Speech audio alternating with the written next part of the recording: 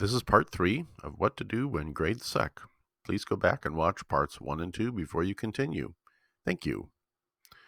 Meanwhile, I was also beginning high school when I was 14.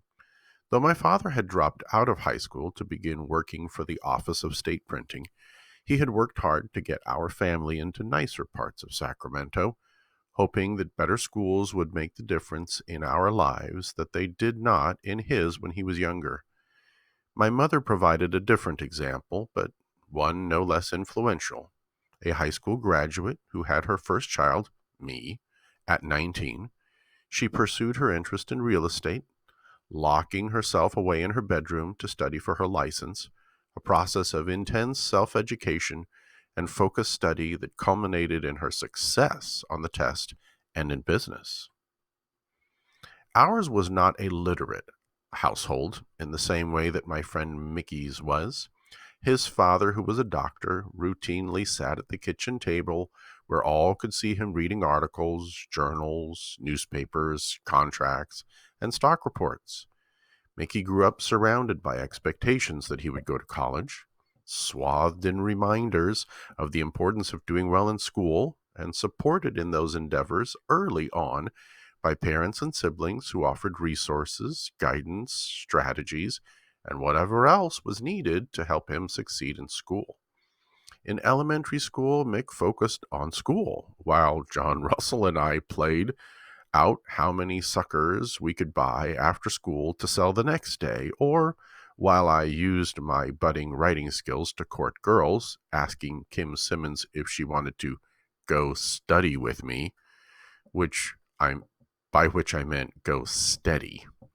Thus began the first of many 2-week school relationships that would prepare me for the day years later when I would write the woman I would eventually marry, asking her to, quote, stop by and visit me in Tunisia, end quote, where I was serving in the Peace Corps. She was living in Japan at the time and had not yet addressed my gross lack of geographical knowledge.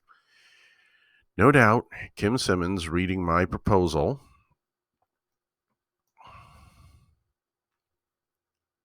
thought, as my wife did when I read the note later, he's a nice guy, not too bright. Pause the video, please, and answer this question. What purpose does Jim have in sharing these 2 paragraphs of information? What is he implying about the impact parents have on a child's life choices? What rhetorical impacts, that means how do you feel about it, do these 2 paragraphs have when paired together?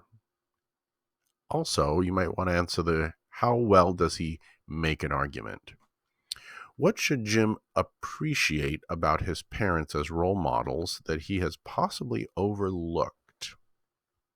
Pause this video and answer those questions, please.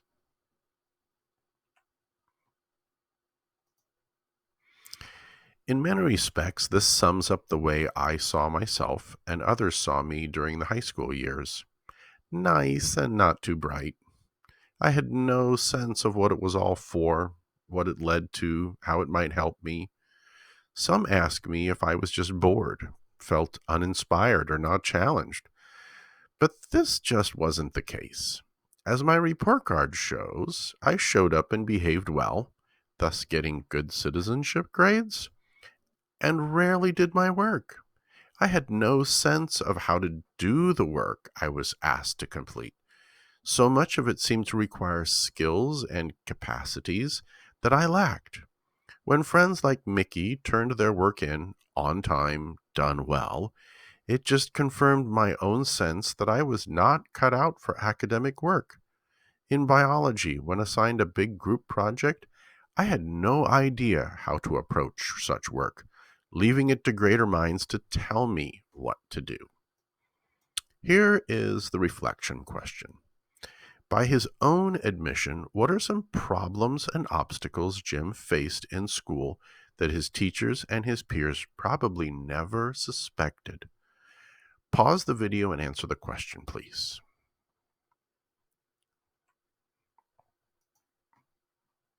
Let's continue.